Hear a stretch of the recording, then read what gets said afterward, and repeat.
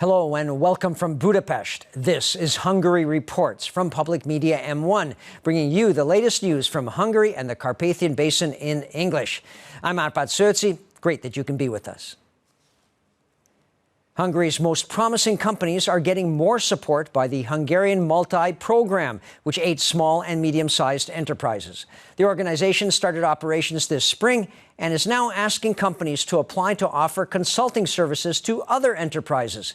The topics would include, for example, market growth and retail sales. In order to maintain competitiveness, successful companies have to make continuous improvement, for which they can even apply for government support.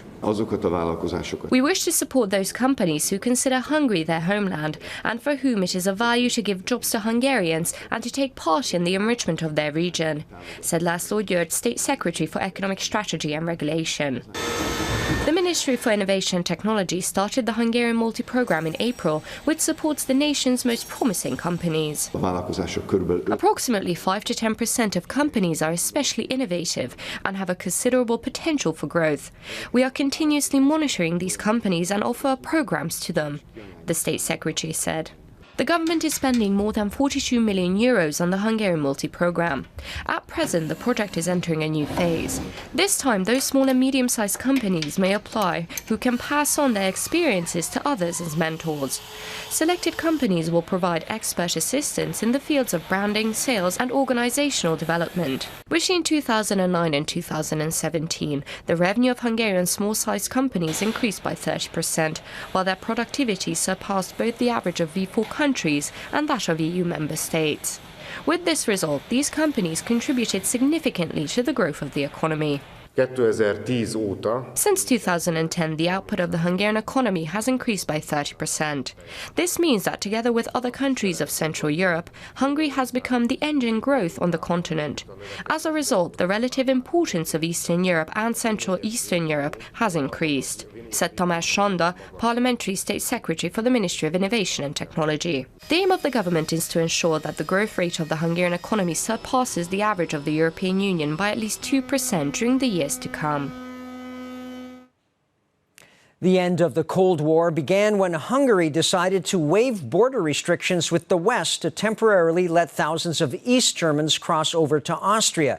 It happened 30 years ago in the early hours of September 11th, 1989.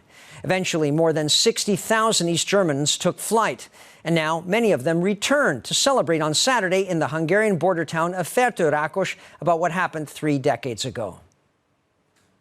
It was on midnight, September 10th in 1989, when Hungary opened its border with Austria.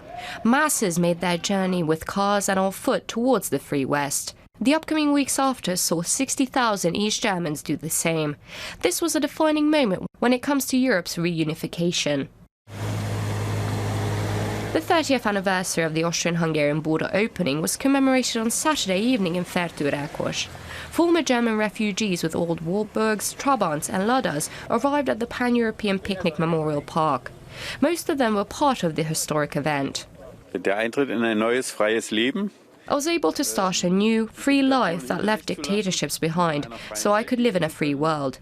I have received an incredible amount of help and solidarity from Hungarians, and 30 years later, this tour brings a lot of memories, and I have to express our gratitude for all that Hungary and Austria have done for us, a former East German refugee said. These former refugees, along with Hungarians, walked around the memorial area where the border was opened and recalled the 1989 series of events, including the Pan-European Picnic, which set off the opening of the border and allowed the East Germans free passage. After the commemoration, the convoy left Hungary at Sopron, during which they honked their car horns. They crossed the border freely, without stopping, and of course no passports had to be presented today either. 2019 may prove to be a very good year for wine, according to vintners, although much will still depend on the weather in the upcoming weeks. Harvesting has already begun for several types of grapes, but most of the work still lies ahead. And besides the hard work, harvesting celebrations are also planned. Well, this is a lovely bunch of grapes.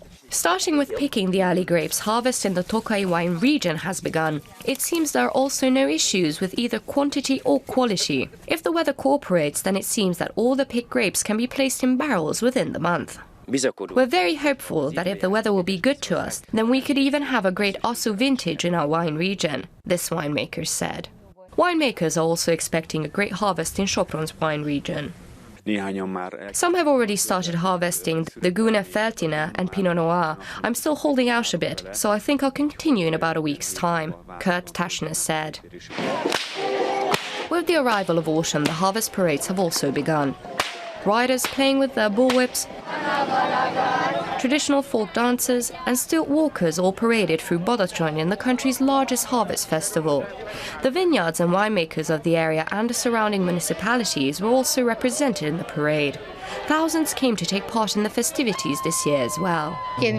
This is my first time here and I like it. The weather is nice and so is the atmosphere. We're very happy to be here, this woman said.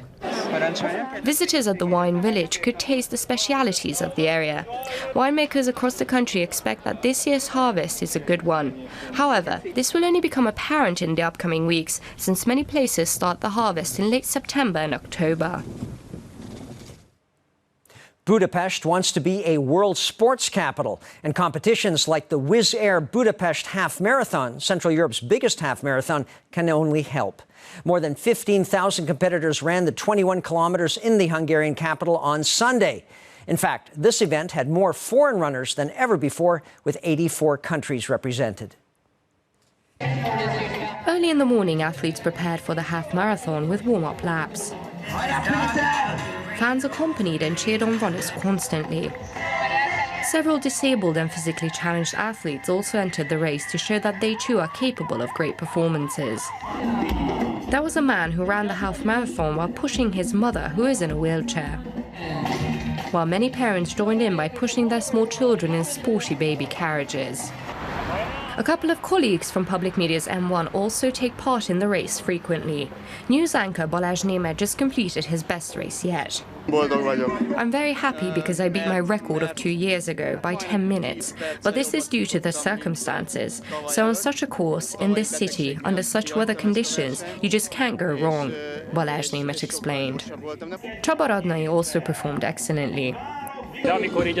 When you run in a field like this, together with so many participants, there is a great and unique atmosphere with music and drums. It is so fantastic, said the news anchor. 15,000 participants entered the 34th Wizz Air Budapest Half Marathon. There has been more interest than ever before regarding foreign participation. 2,600 competitors arrived here from 84 countries to compete the 21-kilometer distance in the heart of Budapest. This is great. The half marathon is indeed a distance that can be completed. If someone starts running or doing other types of sports, in a year or two the half marathon distance can easily be reached. It is a distance for which you can indeed pat yourself on the shoulder for. It is important to know that those who cross the finish line are all winners, said Árpád Kocsis, the director of the competition. Laban Cheriot from Kenya won the half marathon in the male category. Among women, for the 5th time in a row, Hungarian Zita Kácsir won the gold medal.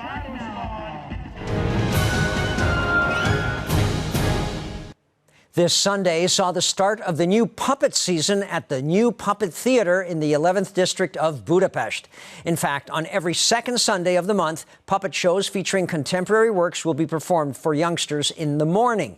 And for the older crowd, they can look forward to evening shows with content more aligned to their age group. The season opener is about the adventures of Vitez László, or László the Valiant. The works of more than 50 domestic and foreign artists are on display at the Pécsi Gallery in Pécs in southern Hungary. It's actually on occasion of the 100th anniversary of the Bauhaus School, whose movement has greatly moved the artists. The exhibition can be viewed until September 29th. It then moves in November to the Hungarian Cultural Institute in Brussels, where these creations will then be joined by the graphic works of some Belgian artists.